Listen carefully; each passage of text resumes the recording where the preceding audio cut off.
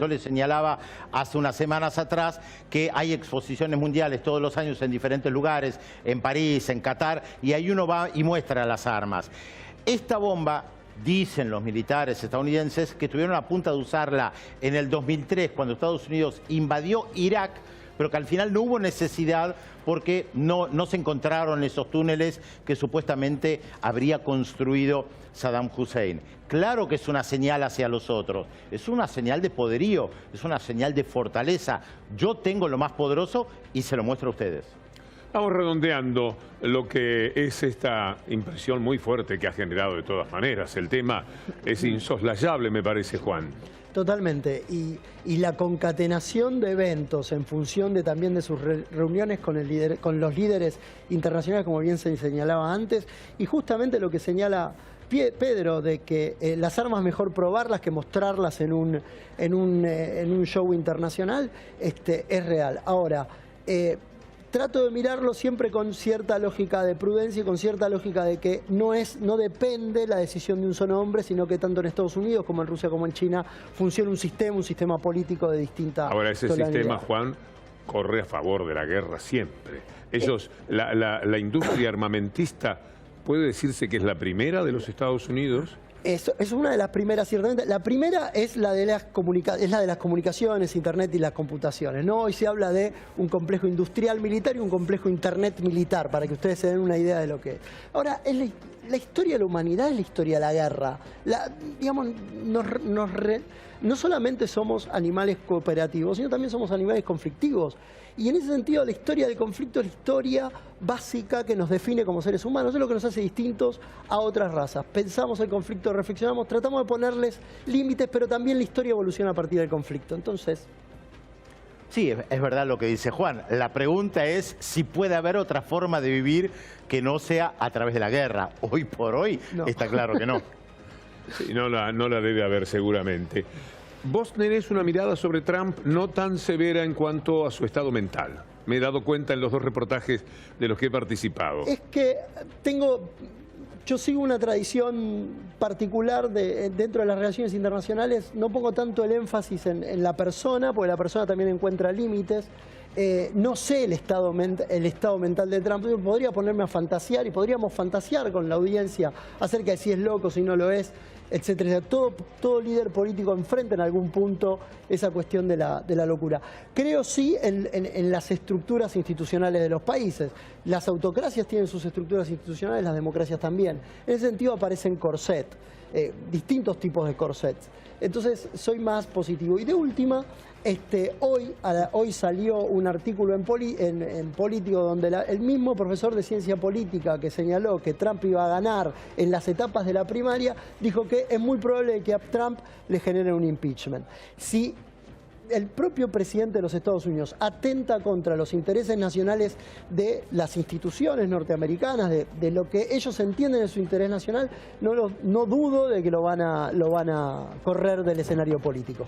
Vamos a volver sobre este tema naturalmente. Me gustaría un cierre de Pedro, pero con una crónica, Pedro, porque me da miedo alguien que entra en este momento hace 3 o 4 minutos, 10 minutos, nos encuentra con este tema, más o menos tiene una idea de qué estamos hablando. Pero me gustaría ver otra vez la bomba. No porque me guste la bomba, me gustaría dar el significado que tiene esto, recordar dónde cayó y cerrar finalmente con una idea sobre los alcances que tiene lo que hoy se ha vivido allí entre Afganistán y Pakistán. Pedro. Sí, si alguien recién nos está sintonizando, le decimos, hace unas horas oficialmente Estados Unidos comunicó que lanzó una bomba, lo que ellos definen como la madre de todas las bombas. Esto es una bomba muy poderosa no nuclear en Afganistán, en una zona fronteriza con Pakistán. Dicen que lo hacen para atacar al ISIS, al llamado Estado Islámico, que está en esta zona de Afganistán, cerca de Kabul. Es verdad, hay algo que no agregamos, Víctor Hugo, que hay un proceso de paz y negociaciones en Afganistán, donde también intervienen los rusos, pero eso podemos hablar en otro momento, y que la zona bombardeada está en la frontera con Pakistán. Acá está Kabul, se me escapó Kabul, acá está Kabul, y acá en línea recta podemos llegar hasta Islamabad, está Peshawar también, otra ciudad importante. ¿Por qué vemos Jalalabad? Porque es la ciudad más importante en una provincia fronteriza con Pakistán, donde se arrojó la bomba. Es lo que dicen los voceros oficiales. Por supuesto que causó gran conmoción porque es la primera vez que se arroja esta bomba en algún lugar. Todavía no sabemos cuánta gente murió, el alcance de esta bomba. Seguramente con el correr de los días nos vamos a enterar respecto de la precisión de estas bombas. Yo le decía, justamente hoy el Comando Central de los Estados Unidos, que abarca gran parte del Medio Oriente y del mundo asiático, señala que una de sus bombas del 11 de abril no dio en el blanco y mató a 18 personas que eran aliados propios. Cada uno de estos episodios a mí me provoca una cierta angustia porque van recortando también libertades individuales. Es decir, estas agresiones, vendrá otra en los Estados Unidos. Recuerdo muy bien lo que pasó después de lo de las Torres Gemelas, por ejemplo. De qué forma el Estado avanzó sobre cada uno de los individuos, los que viven en Estados Unidos o los que pasábamos eventualmente por Estados Unidos, en función de la seguridad que el mundo después quiere darse. No sé, Juan, si esto te merece un comentario, y el comentario mío es muchas gracias por habernos acompañado. Por favor, un placer. Creo que esto es parte de un proceso.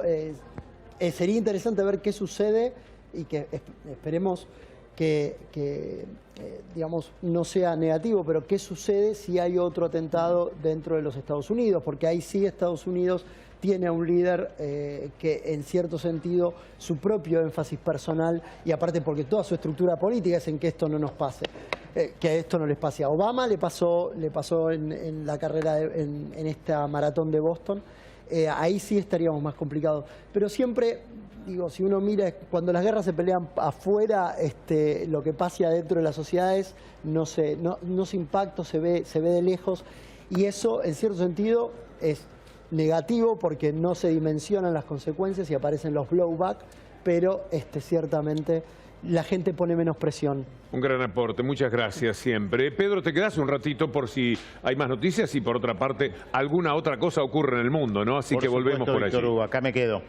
El mundo está alarmado. Una bomba lanzada por los Estados Unidos no fue una noticia más, no es aquello también tan importante y doloroso de la bomba sobre Siria, no es esa constante amenaza con Corea, es una bomba, dicen, la más grande de todas las bombas no nucleares que hay, ahí está cayendo, una bomba que hace un cráter tremendo, que provoca, decía Pedro Brigger, un terremoto casi en la zona donde cae. Ese es el Hércules que lanza esa bomba,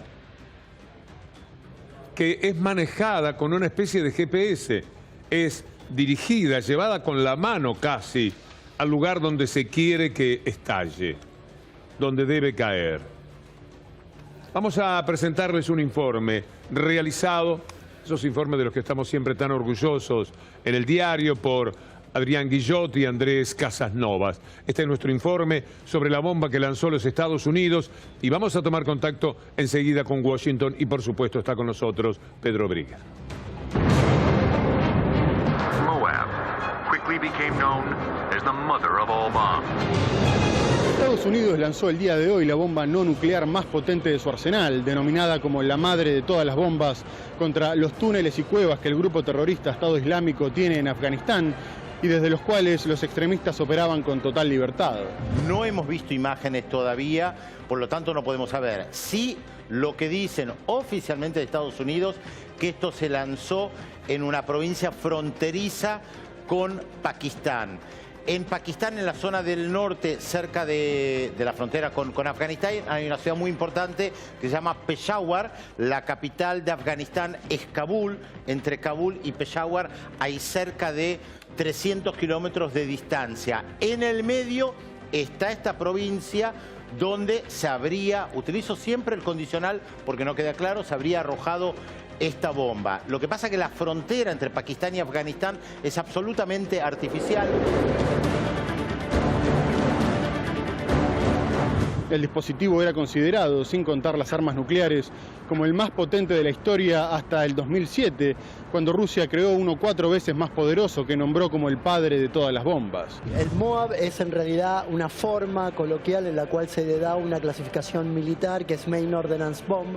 Esa bomba, que es una bomba convencional, es decir, no nuclear. No es no nuclear exactamente, pero sí que tiene un alto poder destructivo. Como bien decía Pedro, recién la función de esta bomba es atacar búnkers. Es la primera vez que este proyectil es utilizado en combate, habiendo sido creado en el 2003, poco antes de la guerra de Irak. Afganistán, Pakistán. Afganistán es un país que varias potencias han tratado de ocuparlo y siempre fracasaron. Fracasaron los británicos, fracasaron los soviéticos en su momento que invadieron Afganistán en 1979, estuvieron 10 años y se tuvieron que retirar. Ahí nacieron los famosos talibán, Al-Qaeda en esta región. Pegar, impactar y destruir y matar todo lo que está alrededor en un radio de 130 metros. Pero lo segundo y más importante es la onda de choque. Como eso es todo un sistema de cuevas que no viene de este último periodo, sino que viene de la guerra de Afganistán, pero la que enfrentaron los soviéticos. Y como toda esa zona es principalmente montañosa, la bomba tiene una utilidad militar propiamente dicho. O sea, es la forma en la cual Estados Unidos puede destruir ese sistema de reabastecimiento que tienen los combatientes en ese espacio. El general John Nicholson, que lidera la coalición internacional en ese país, aseguró que el explosivo que fue lanzado desde el aire y guiado por satélite era la munición apropiada para reducir estos obstáculos y continuar la ofensiva contra el Estado Islámico. A su vez, el secretario de prensa, John Spicer, declaró que se tomaron todas las precauciones para evitar bajas civiles y daños colaterales.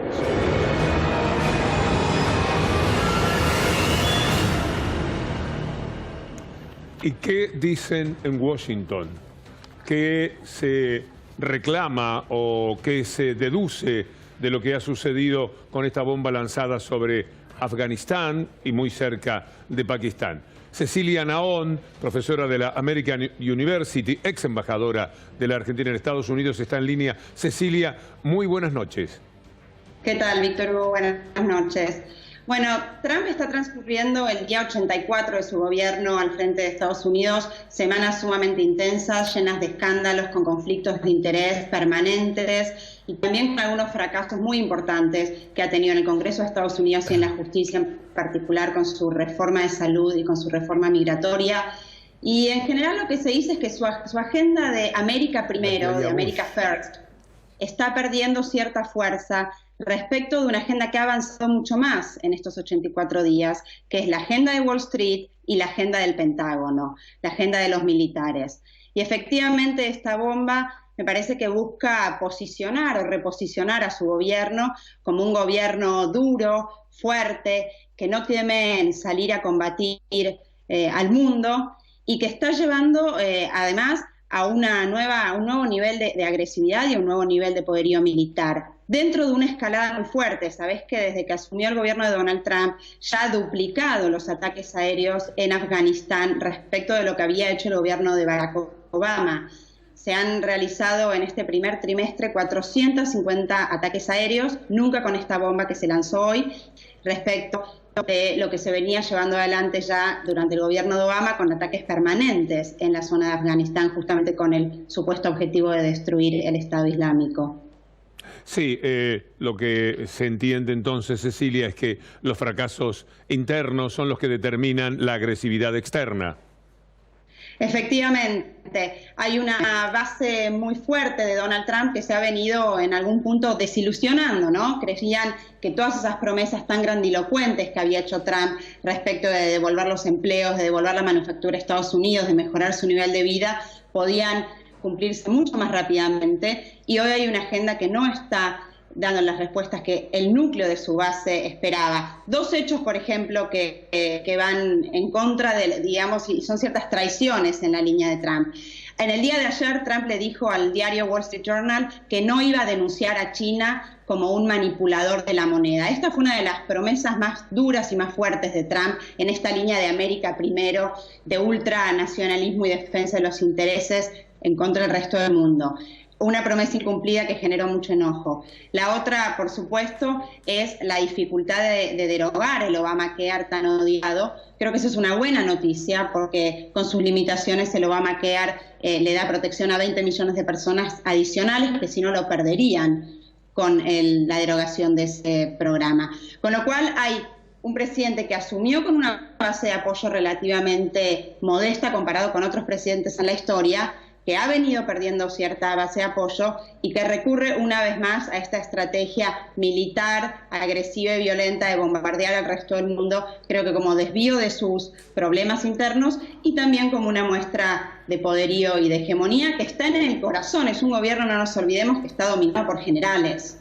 Trump tiene más generales de lo que es habitual alrededor suyo en el gobierno de Estados Unidos. Cecilia Naol, muchísimas gracias, como siempre. Saludo para todos. Chao. Pedro Brigger.